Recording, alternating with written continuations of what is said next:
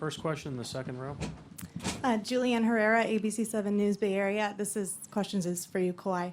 To be back here for the first time on such a big stage since your injury, especially the finals, especially after what it's taken to get back here, how does it feel to get a win in Oracle tonight? It feels good. I mean, I don't think about what happened 2 years ago.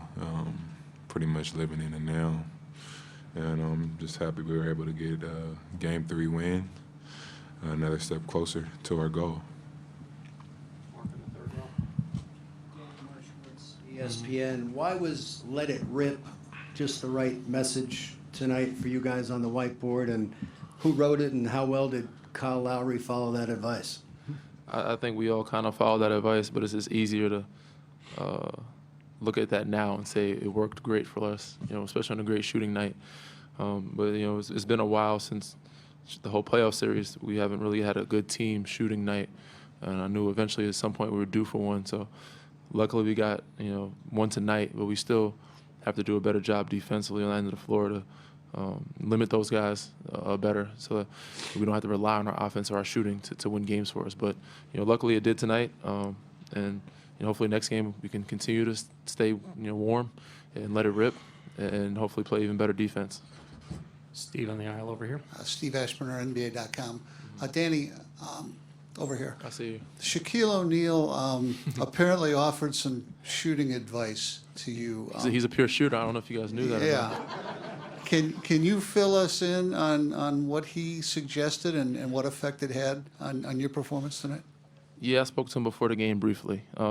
He's always on the TNT set, and he was out there before the game. And every time I see him, he's giving me his pure shooting advice, because he was good at it. And but just the fundamentals, the small things. He's telling me to be confident and just hold the follow through. And obviously after a good shooting night, it's easy to see that his advice has worked.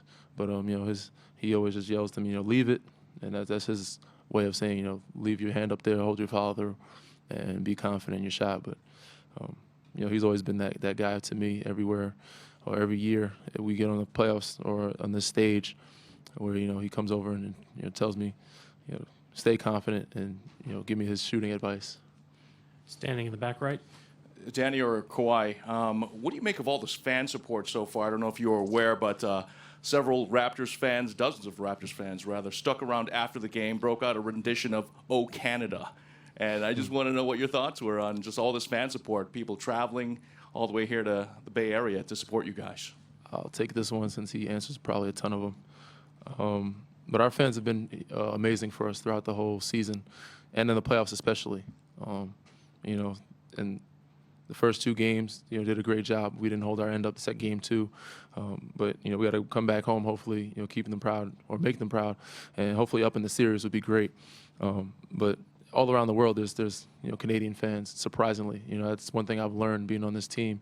A lot of Canada is all over, and it's kind of close. People from Vancouver may drive down, but Raptors fans are crazy, man. They're all over the place, and they come from all over the place to make the games, to watch the games, to support us.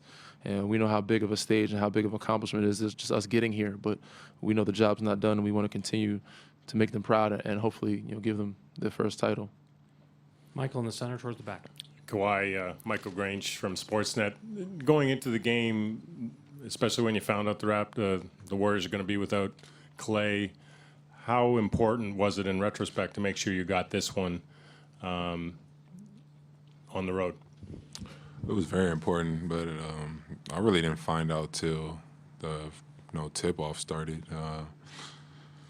They told us that he was playing tonight, and that was the mindset going out on the floor, that he's playing.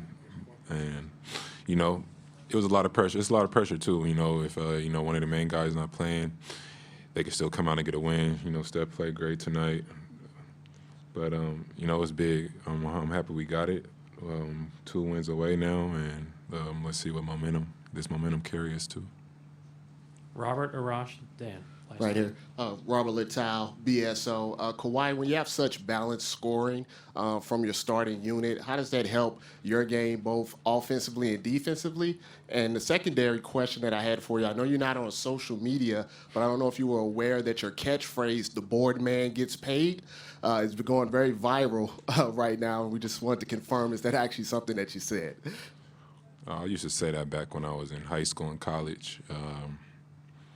You know, just wanting to get to this league. Just it's about, you know, working hard, basically, outworking the opponent.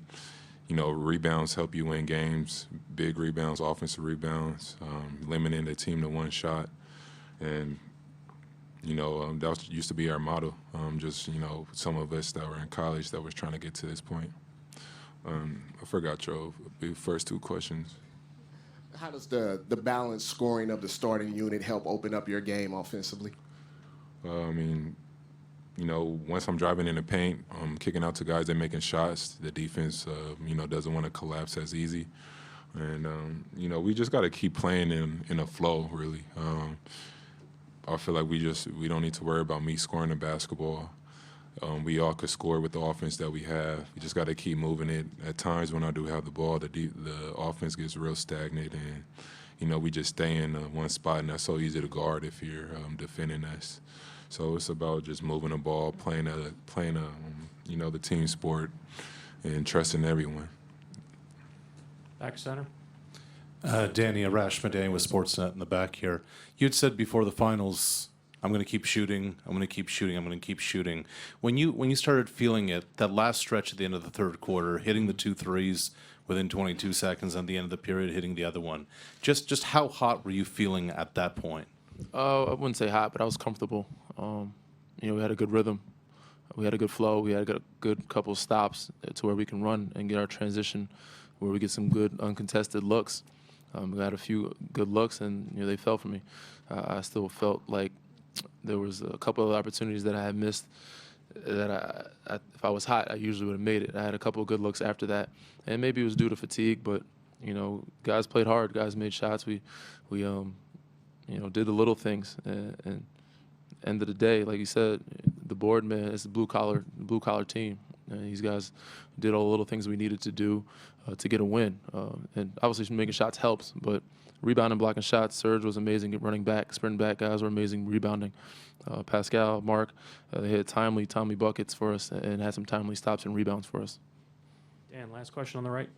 Over here, Dan Devine from The Ringer. Danny, you were talking a lot about flow. Earlier, Nick was talking about pace and the importance of that. Yes. What role does Kyle Lowry play in getting you into that flow, developing that pace? Huge. All year. That's why I love playing with the guy so much, because he's a big reason why I get so many looks. Him and Pascal, him being the quarterback, Pascal being the wide receiver, and when he throwing that ball ahead and the defense collapse, is kick out open looks for me. And when he's, Kawhi obviously penetrating, attacking the basket, transition, they collapse. There's some good looks for us.